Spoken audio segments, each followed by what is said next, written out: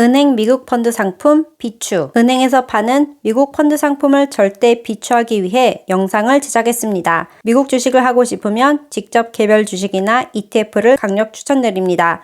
환차익 거래를 통한 돈 벌기를 바라면 직접 달러 환전을 추천드립니다. 저는 미국 펀드 상품의 중요한 단점을 간과하는 바람에 고통의 1년 반을 보내고 있습니다. 때는 바야흐로 2021년 11월 반전세 보증금이 들어왔습니다. 당시 예적금 이자가 너무 낮아서 이 보증금을 예적금에 묶어두면 손해를 보는 느낌이었죠. 2021년 하반기 당시 분위기가 다 그랬어요. 은행 이자는 엄청 낮은데 미국 주식장은 미친 듯한 상승세였거든요. 사실 나머지 자산 시장도 마찬가지였어요. 코인 시장은 더 미쳐 돌아가서 벼락 부자가 탄생했었고 부동산도 미쳐 돌아가서 적지 않은 사람들이 영끌해서 부동산 막차를 타고 있었습니다. 저는 은행에 다양한 펀드 상품이 있다는 것을 보고 마음이 혹했어요. 펀드 상품 중에 미국 주식 관련 상품이 있었습니다. 가장 안전해 보이는 미국 나스닥 지수 추종, S&P 지수 추종 두 상품을 계약하고 전세 보증금을 적당히 나눠 넣었어요. 그런데 2021년 12월을 기점으로 미국 주식 시장은 박살나기 시작했습니다. 제 나스닥 펀드는 마이너스 30% 가까이, S&P 인덱스 펀드는 마이너스 20% 가까이 평가 손실이 나기도 했습니다. 그나마 다행이라 저를 위로하는 것은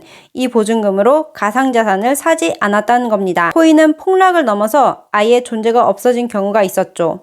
한편 저는 의아한 겁니다.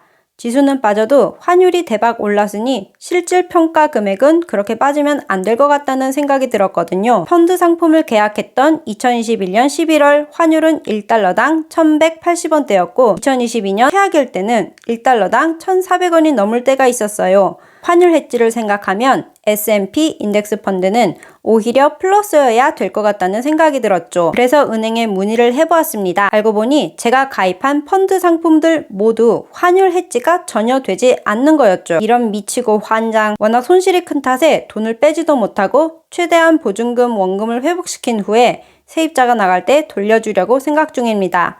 마이너스 난 금액만큼은 어떻게든 구해서 메꾸려고 합니다. 결론, 미국 주식을 하고 싶으면 직접 개별 주식이나 ETF 거래를, 환차익 거래를 통한 돈 벌기를 바라면 직접 달러 환전을 추천드립니다. 끝!